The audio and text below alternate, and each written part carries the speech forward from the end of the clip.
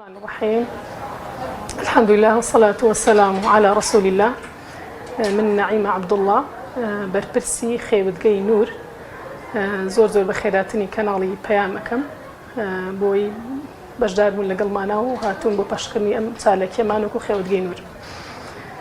دیارە ئێمە لە دەستگای نووری حکمە بەشی خوشکان لەقی هەڵەبجەی شەهید ئەم بابەتی خێوتگەمان زۆر بە گرنگ زانی بۆ خوێرخوازەکانمان کە مەبەستمان لەما پێگەیاندنی سوودێکی زۆرە لە ماوەیەکی کورتە، لە ماوەی 2 ڕۆژات توانین کۆمەڵی بابەتی زۆر بەهێز و زۆر پێویست بۆ بنیاد و پەروەردەکردنی گەنجەکانمان لە ڕووی زانستی و علمی و لە ڕووی پەروەردەیی و لە ڕووی بابەتی تەکنەلۆژیا و ئەو بابەتە سەردەمەکان چۆن سوودیان پێ بگەنین، چۆن ئاگاداریان کەینەوە، چۆن چی پێویستە بۆ ژیانی خۆیان و بۆ پەروەردەی خۆیان بیزانن.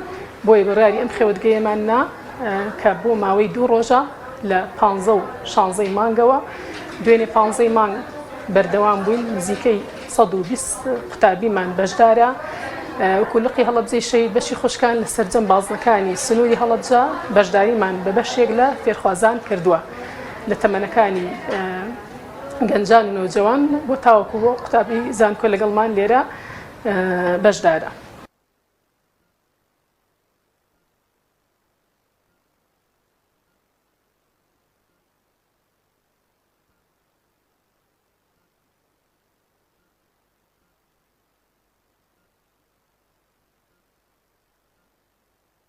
سەرەتا بەنای خوای گەورە و میهرەبان، بسم الله والصلاة والسلام على رسول الله. من خوێندکارم لە ڕێکخراوی نووری حکمە لە هەڵەبجەی شەهید دانیشتووی شاری هەڵەبجەی شەهیدی.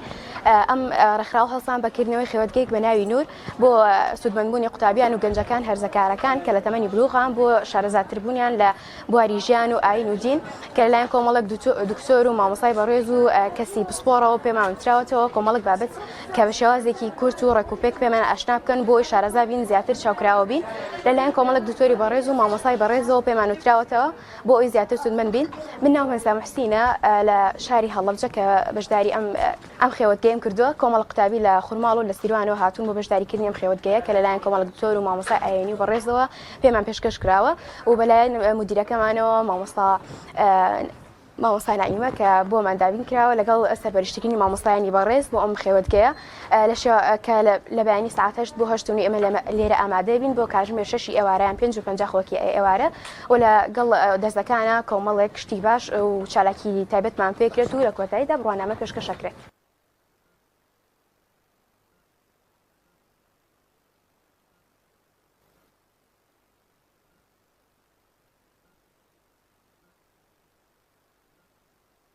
من نام ئەوین یاسینە، بەشدارم لە خێوەتگەی نور.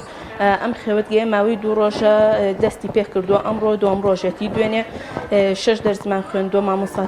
مامۆستایەکی زۆر بە ئەزمون بوون هاتوون بابەتی پەروەردەیی و تەکنەلۆژیا و ئەو شتانیان باس کرد. ئەمڕۆ 7 دەرس ئەخوێنین.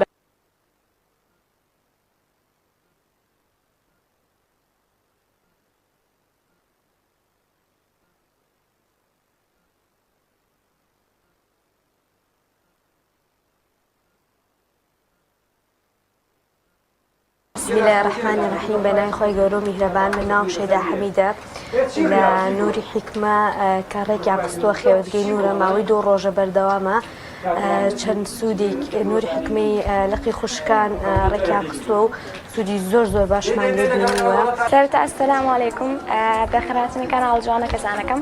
من ئایا ئاسۆ قوتابی دەستگای ڕۆشنبیری نووری حکمە بەشداریم کردووە لەم خێوەتگە 2 ڕۆژەی دەستگای ڕۆشنبیری نووری حکمە کە هەموو لقەکانی دەستگای ڕۆشنبیری نووری حکمە لە هەڵەبجە و سیروان و خورماڵ بەشداریان تێدا کردووە. خێوەتگەکەمان بریتی بوو لە 2 ڕۆژ، دوێنێ 6 جوانەمان خوێند، بەڕاستی سوودێکی زۆر باشمان کردووە و ئەمڕۆژ قەرارە 7 جوانە بخوێنین و مامۆستای شارەزا و بە ئەزموونیانمان کردوین و ئەمڕۆژ بڕوانامەمان پێدرێت و کۆتایی دێت بەخولەکە.